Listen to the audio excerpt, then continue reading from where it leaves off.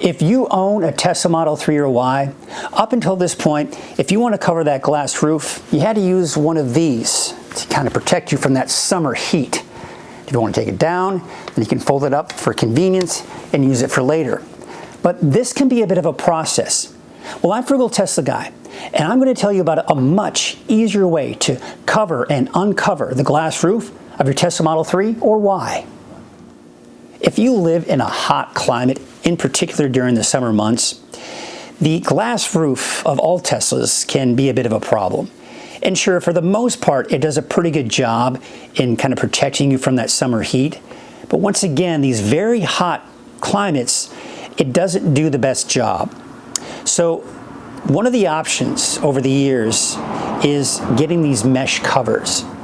And the thing is, you put them up and they do their job, but one of the problems is they're a bit of a pain to put up and take down on a regular basis. So a lot of times what people end up doing is they just leave them up for the summer season and then take them down for the winter. But one of the advantages and one of the great things about the Tesla Model 3, Y, S, and X, all the Teslas in general, is that beautiful panoramic roof that they have.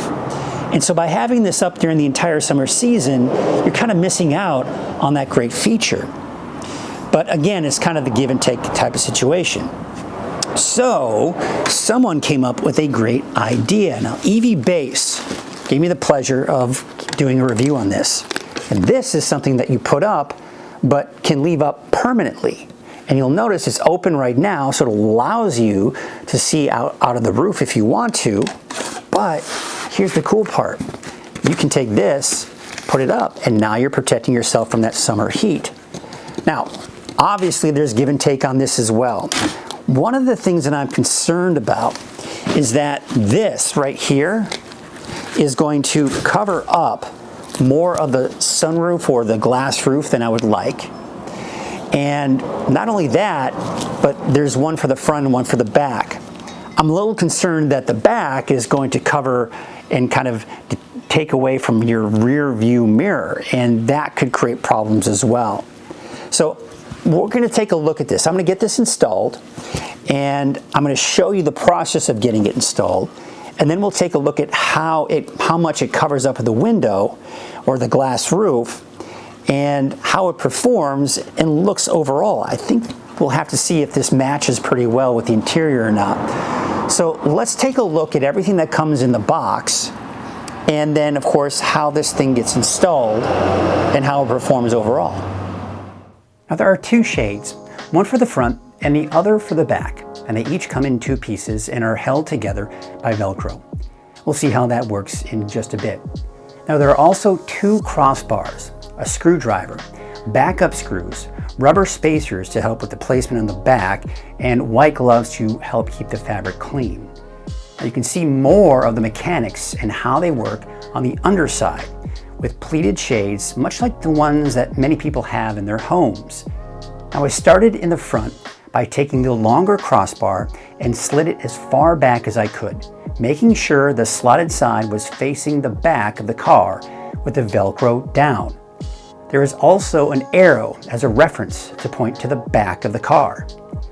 Next, I grabbed the front shade, which is the one with the more rounded front side, and then separated the two pieces held together by Velcro.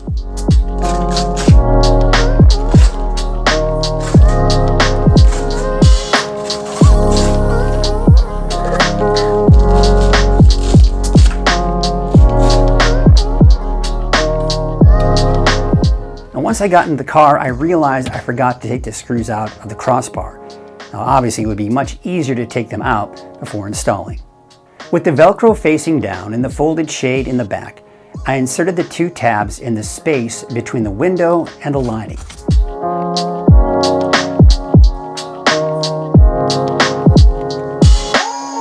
The back should align with the holes, allowing you to insert the screws that were just removed.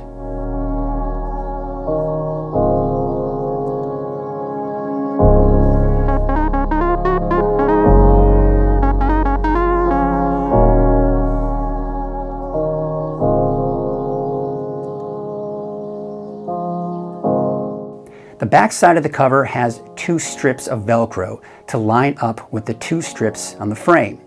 It will take a little time to line it all just right, but really wasn't too difficult.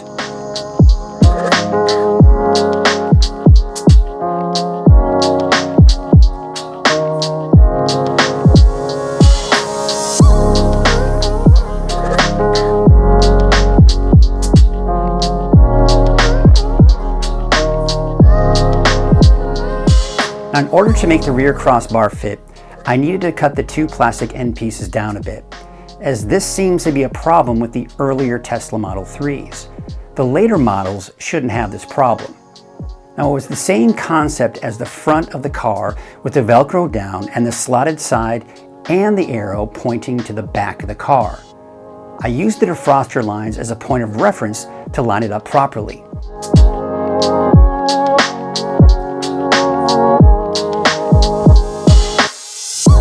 With the Velcro down and the folded shade in the back, I inserted the tabs up front and lined up the holes in the back and inserted the screws I took out earlier.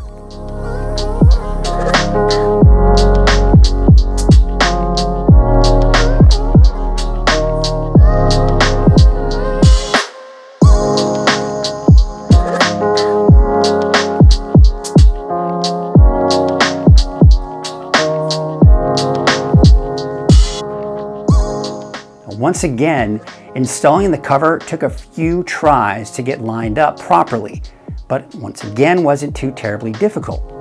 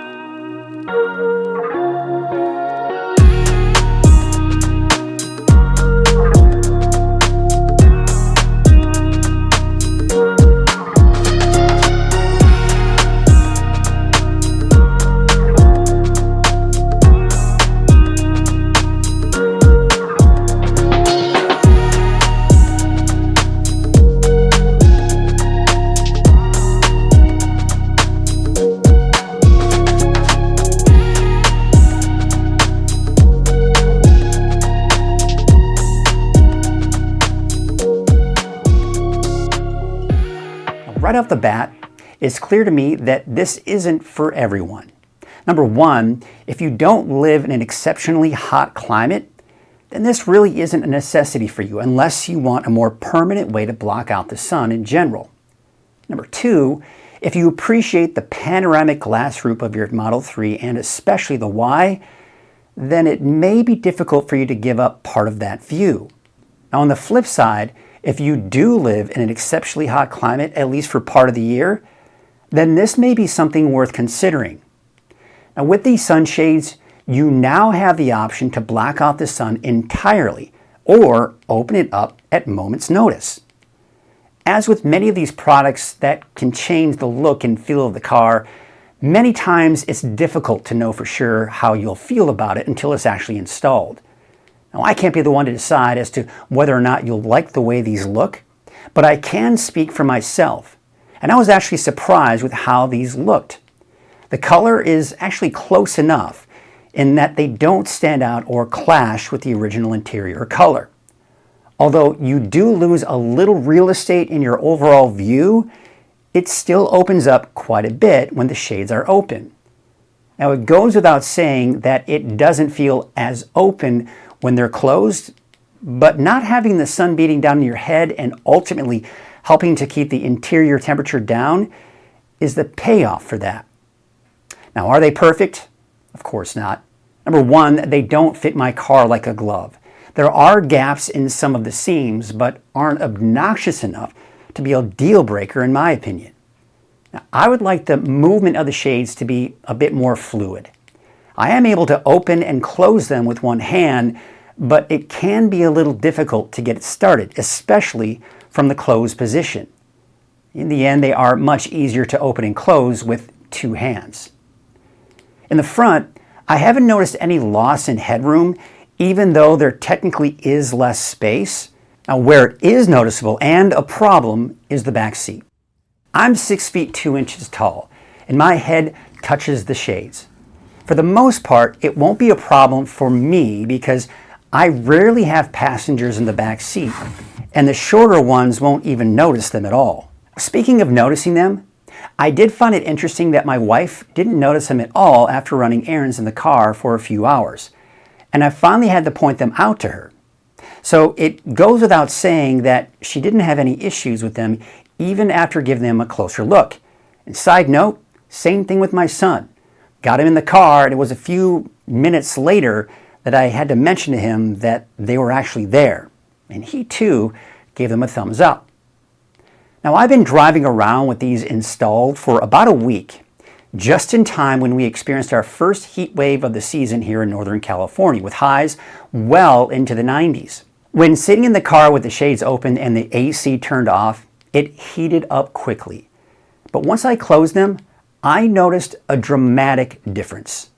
Now, outside of doing any kind of experiment, it's clear to me that these shades will help with the car's efficiency because the AC won't have to work as hard to keep the cabin cool. And how about the rear view mirror? Yes, it is noticeable that you now have a portion of the rear window covered up, but it doesn't block any part of the view that you need to safely see the traffic behind you. Overall, I'm actually happy with these because I no longer have the summer sun beating down on my head. And call me crazy, but I actually don't mind the way these look in the car. Would I rather have the glass 100% exposed? Well, absolutely. The panoramic roof on the 3 and Y is stunning, but I am willing to sacrifice some of that view to help keep me cool in the car and hopefully improve the car's overall efficiency. So if you have been looking for something to help block out the sun in your Tesla Model 3 or Y and have had your eyes on these shades, you just might want to consider them depending on your personal preferences and needs based on this review. Now, unless something better comes along, I actually don't plan on removing them at least through the summer months and may end up leaving them up during the cooler winter months. So what do you think? Yay or nay? Let me know what you think in the comments section below. Until next time, you know the drill. Like, subscribe, and stay positively charged.